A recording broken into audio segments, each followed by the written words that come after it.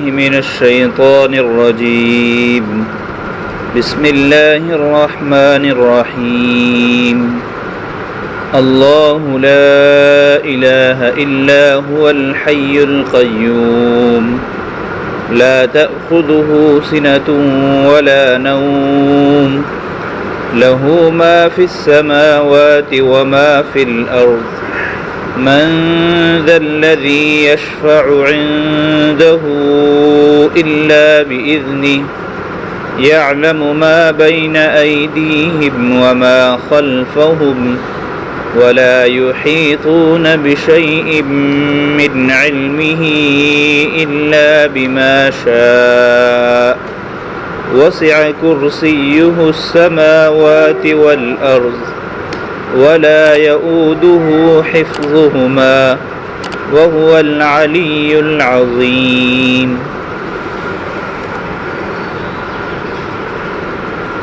اور اللہ وہ ہے کہ جس کے علاوہ کوئی معبود نہیں، اور وہ زندہ ہے اور ہر چیز کو تھامے ہوئے ہے، نہ اسے اونگ آتی ہے اور نہ ہی نیند۔ زمین اور آسمان میں جو کچھ ہے سب اللہ ہی کی ملک ہے۔ اور کون ہے جو اللہ کے پاس شفاعت کر سکے مگر اللہ تعالیٰ کی اجازت سے؟ اور اللہ تعالیٰ مخلوق کے ظاہری اور باطنی ہر قسم کے حالات کو خوب جانتے ہیں، اور مخلوق اللہ تعالیٰ کے علم میں سے کسی چیز کا احاطہ نہیں کرتے مگر اتنا ہی کہ جتنا اللہ تبارک و تعالیٰ چاہیں۔ اور اللہ تعالیٰ کی کرسی احاطہ کیے ہوئے ہے آسمانوں اور زمینوں کو، اور اللہ پر ان دونوں کی حفاظت کرنا، ان دونوں کی نگہبانی کرنا کوئی بھاری چیز نہیں ہے۔ یہ آیت الکرسی ہے، اور قرآن کریم کی جتنی آیات ہیں اس آیت کو تمام آیتوں کا سردار اور سب سے افضل آیت کہا جاتا ہے۔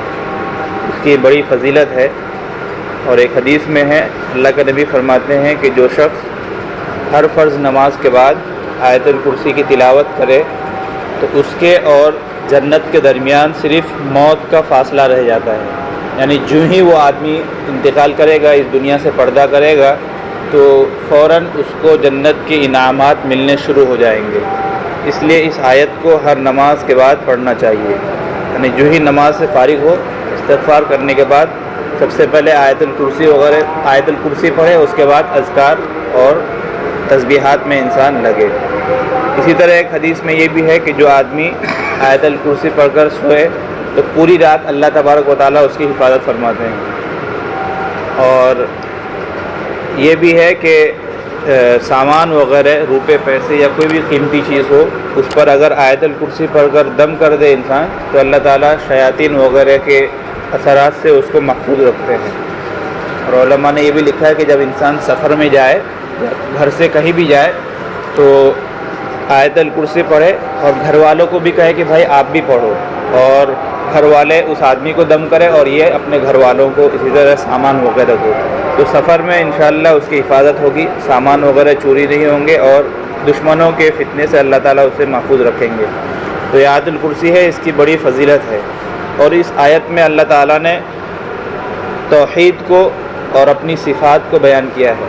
اس کے 10 جز ہے، 10 جملے ہیں اس کے اندر۔ پہلے جملے کے اندر اللہ تعالیٰ نے توحید کو ثابت کیا کہ اللہ لا الہ الا ہو، اللہ وہ ذات ہے کہ جس کے علاوہ کوئی معبود نہیں ہے، یعنی عبادت کے لائق اللہ ہی ہے۔ اللہ کہتے ہیں اس ذات کو جس کے اندر تمام خوبیاں ہوں، کمالات سارے کے سارے ہوں، اور جو ہر قسم کے عیوب سے، ہر قسم کی کمی کوتاہی سے پاک ہو۔ اور عبادت کے لائق صرف ایسی ہی ذات ہوتی ہے کہ جس کے اندر خوبیاں ہی خوبیاں ہوں۔ تو پہلے جز میں اللہ تعالیٰ نے اپنی توحید کو ثابت کیا کہ اللہ ہی عبادت کے لائق ہے، اللہ کے علاوہ کوئی اور عبادت کے، نظر و نیاز کے، یا پوجے جانے کے، مانے جانے کے، سجدے کیے کے لائق کوئی اور نہیں ہے، صرف اللہ ہی ہے۔ اس کے بعد بقیہ آیت میں اللہ تعالیٰ نے اپنی مخصوص صفات کو ذکر کیا ہے۔ سب سے پہلی صفت اللہ نے فرمایا کہ الحی، کہ اللہ وہ ہے جو زندہ ہے، یعنی جو ہمیشہ سے ہے اور ہمیشہ رہے گا۔ القیوم کہ اللہ تعالیٰ قیوم بھی ہے، یعنی ہر چیز کو تھامے ہوئے ہے، ہر چیز کو تھامے ہوئے ہے۔ زمین، آسمان اور پورا نظام اللہ تعالیٰ ہی کے کنٹرول میں ہے، پورے نظام کو سنبھالنے والے اللہ ہی ہیں۔ یہ ہمارے اوپر آسمان ہے جو اس قدر وسیع و عریض ہے کہ انسان اس کا احاطہ بھی نہیں کر سکتا، اسے بغیر کسی پیلر کے اللہ تعالیٰ ہی نے تھامے ہوئے ہے۔ لہذا یہ اللہ کی دو مخصوص صفتیں ہیں، الحی القیوم۔ علماء فرماتے ہیں کہ یہ دونوں صفتیں جو ہے اللہ تعالیٰ کا اسم اعظم ہے۔ بعض علماء کے نزدیک یہ دونوں اللہ کا اسم اعظم ہے۔ اسم اعظم کہتے ہیں اللہ تعالیٰ کا وہ نام کہ جس نام کا سہارا لے کر، جس نام کے طفیل جو بھی دعا مانگی جائے وہ دعا قبول ہوتی ہے۔ بدر کے میدان میں جب کفار سے گھمسان کی لڑائی ہو رہی تھی تو حضرت علی فرماتے ہیں کہ میں نے اللہ کے نبی کو سجدے میں دیکھا تو اللہ کے نبی یہی دونوں صفتوں سے اللہ تعالیٰ سے دعا مانگ رہے تھے، یعنی یا حی یا قیوم کہہ کر اللہ تعالیٰ سے مدد طلب کر رہے تھے۔ تو بعض علماء فرماتے ہیں کہ یہ اسم اعظم ہے، یعنی ان دونوں کا واسطہ دے کر جو بھی ہم دعا مانگیں گے اللہ تعالیٰ ضرور قبول کریں گے۔ آگے فرماتے ہیں کہ لا تأخذہ سنۃ ولا نوم، اللہ تعالیٰ کو نہ نیند آتی ہے نہ اونگ۔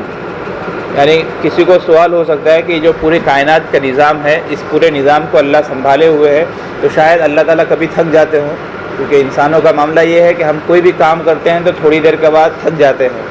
تو اگر کسی کے ذہن میں یہ بات آئے تو اللہ تعالیٰ اس کی ذہن صاف کرتے ہیں کہ ایسا معاملہ نہیں ہے۔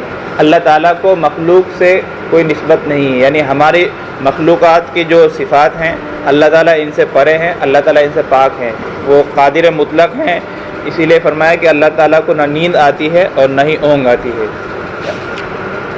اور اللہ کی شان یہ ہے لہو ما فی السماوات و ما فی الارض، زمین اور آسمان میں جو کچھ ہے سب کا سب اللہ تعالیٰ ہی کی ملک ہے۔ حقیقت میں ہر چیز اللہ ہی کی ہے۔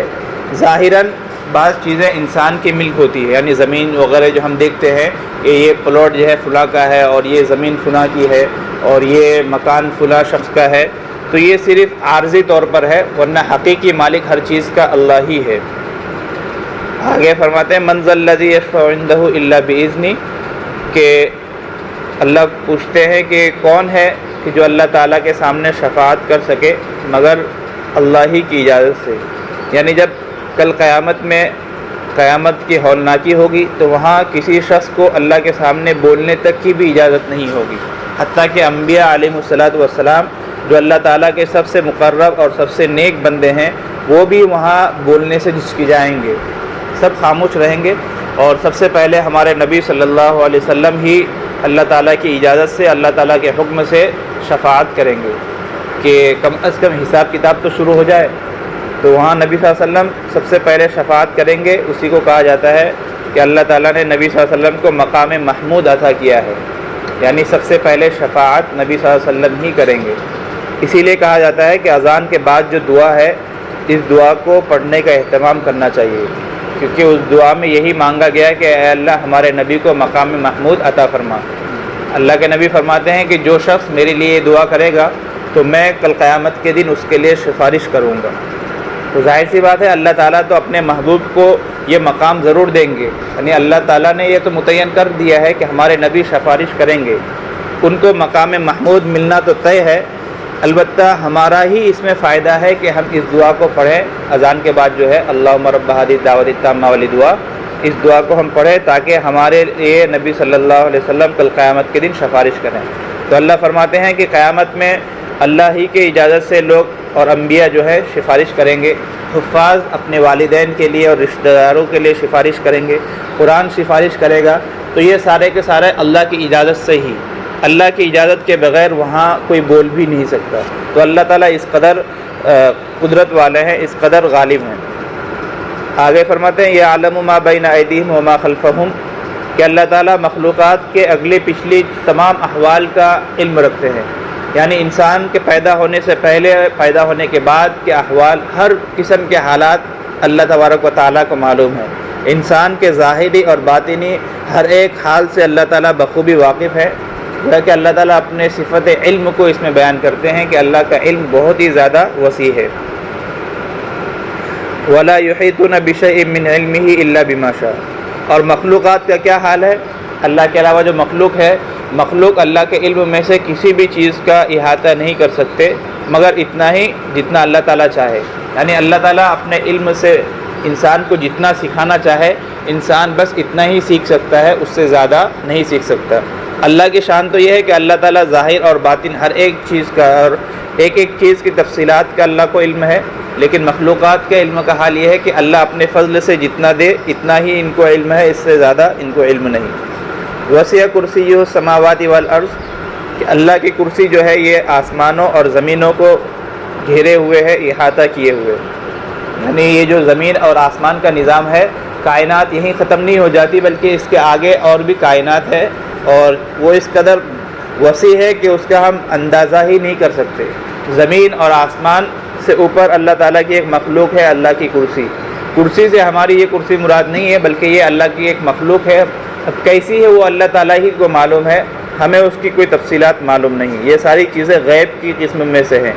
تو کرسی کے سامنے زمین اور آسمان کی حیثیت ایسی ہی ہے. اللہ کے نبی فرماتے ہیں کہ جیسے ایک بڑا میدان ہو اور اس میدان میں ایک انگوٹھی رکھ دی گئی ہو، تو ظاہر سی بات ہے کہ پوری میدان کے مقابلے میں انگوٹھی کی کوئی حیثیت نہیں. تو اسی طرح اس کرسی کے مقابلے میں زمین اور آسمان جو ہمیں بہت ہی بڑی معلوم ہوتی ہے، اس کرسی کے مقابلے میں زمین اور آسمان بس ایسے ہی ہے جیسے ایک میدان میں ایک انگوٹھی. لہذا یہ کرسی زمین اور آسمان سے بھی بڑی ہے، اور کرسی سے اوپر اللہ کا عرش ہے جو کہ اس سے بھی بڑی چیز ہے. تو یہ اتنے بڑے کائنات اور اتنے بڑے چیزوں کا اور ان تمام بڑی بڑی مخلوقات کا خالق اور مالک یہ اللہ ہی ہیں. اس سے اللہ تبارک و تعالیٰ کا مالک ہونا، خالق ہونا، واجب الوجود ہونا سب ثابت ہوتا ہے. آگے فرماتے ہیں کہ لا یعودہ حفظہما، کہ یہ جو زمین اور آسمان تم دیکھ رہے ہو اتنی بڑی مخلوق، اللہ تعالیٰ پر ان دونوں کی حفاظت کرنا اور ان دونوں کو قائم رکھنا کوئی بھاری بات نہیں ہے. یعنی ان دونوں کی نگہبانی کرنا اور اسے قائم رکھنا اللہ پر کوئی مشکل کام نہیں ہے. وَهُوَ الْعَلِيُّ الْعَظِيمُ، اور اللہ تعالیٰ عظیم ہے یعنی برتر ہے، بالا ہے. تو یہ آیت الکرسی ہے. اس آیت میں 10 جز ہیں. پہلے جملے میں اللہ تعالیٰ نے توحید کو ثابت کیا کہ عبادت کے لائق، پرستش کے لائق ایک ہی ذات ہے، وہ ہے اللہ تبارک و تعالیٰ. اور اللہ ہی عبادت کے لائق کیوں ہے؟ تو پھر آگے اللہ تعالیٰ کی کچھ مخصوص صفات کو ذکر کی کہ اللہ وہ ہے جو ہمیشہ سے ہے اور ہمیشہ رہے گا، اور اللہ ہی اس پورے کائنات کو چلا رہے ہیں. ہماری روزی روٹی کے اور ہماری ضرورت کی ہر چیزوں کو اللہ ہی پورا کر رہے ہیں. تو ظاہر سی بات ہے کہ جو ہماری ضرورت کو پورا کرے، جو ہماری ہر چیز کو مہیا کرے، تو وہی شخص عبادت کے لائق ہے. اور یہ جو زمین جس پر ہم چلتے ہیں، یہ آسمان جو ہمارے لیے چھت کا کام کرتا ہے، ان تمام کو اللہ تعالیٰ ہی قائم کیے ہوئے ہے. اور اللہ تعالیٰ بالکل قادر مطلق ہیں کہ ان کو قائم کرنے میں اللہ تعالیٰ کو کوئی تھکاوٹ یا کوئی پریشانی بھی نہیں ہوتی. اللہ تعالیٰ کو نہ نیند آتی ہے نہ اونگ آتی ہے. یعنی اللہ تعالیٰ ہم سے غافل بھی نہیں ہے. اللہ تعالیٰ اپنے بندوں سے، کہا گیا ہے کہ اللہ تعالیٰ اپنے بندوں سے ان کے ماں سے بھی زیادہ قریب ہیں. تو یہ اللہ تبارک و تعالیٰ کی مخصوص صفات ہیں جن کو بیان کرنے کا صرف یہی مقصد ہے کہ انسان اللہ کی توحید پر اور اللہ تعالیٰ کے ایک ہونے پر ایک عقیدہ رکھے، اللہ کو ایک مانے اور اللہ ہی کی پرستش کرے. تو یہ آیت الکرسی ہے جس کی بہت ہی زیادہ فضیلت ہے، اور ہر نماز کے بعد اس کو ضرور پڑھنا چاہیے، تاکہ حدیث میں جو فضیلت آئی ہے کہ جو شخص آیت الکرسی کو ہر نماز کے بعد پڑھے، اللہ تبارک و تعالیٰ مرنے کے بعد فوراً ہی اس کو جنت کے انعامات سے نوازیں گے. انسان جو ہی مرتا ہے، اللہ نے 3 عالم بنائے ہیں، بلکہ 4 عالم. ایک تو ہے عالم ارواح کہ جہاں ہماری روحیں جمع تھی. پھر اس کے بعد ہم اپنے ماں باپ کے واسطے سے اس دنیا میں آئے، اس عالم شہود یعنی اس دنیا میں آئے. اس کے بعد پھر انسان انتقال کے بعد جاتا ہے عالم برزخ میں، یعنی وہاں انتظار کرتا ہے.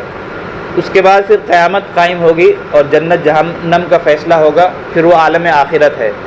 تو اس دنیا ہی سے جب انسان منتقل ہوتا ہے تو وہ عالم برزخ میں جاتا ہے، یعنی وہاں ابھی فیصلہ نہیں ہوتا لیکن انتظار میں رہتا ہے انسان.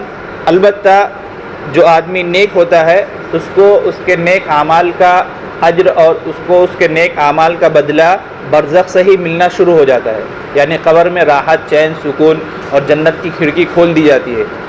تو جو آدمی آیت الکرسی پڑھے گا تو برزخ ہی سے گویا کہ جنت کی نعمتیں ملنی شروع ہو جائے گی. جنت تو نہیں ملے گی کیونکہ جنت کل قیامت کے دن جب فیصلہ ہوگا اس کے بعد ملے گی۔ البتہ جنت کی کچھ نعمتیں کہ جنت کی کھڑکی کھول دی جائے گی اور قبر میں چین سکون ہوگا اور روشنی ہوگی، یہ نعمتیں اسے ملے گی۔ جو آدمی بد ہوگا تو عالم برزخ سے ہی عذاب شروع کر دیا جائے گا۔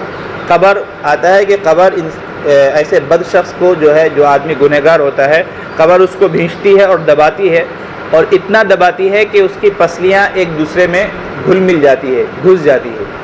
تو عالم برزخ ہی سے نیکی کا اور اجر و ثواب کا جو ہے بدلہ ملنا اور اجر ملنا شروع ہو جاتا ہے۔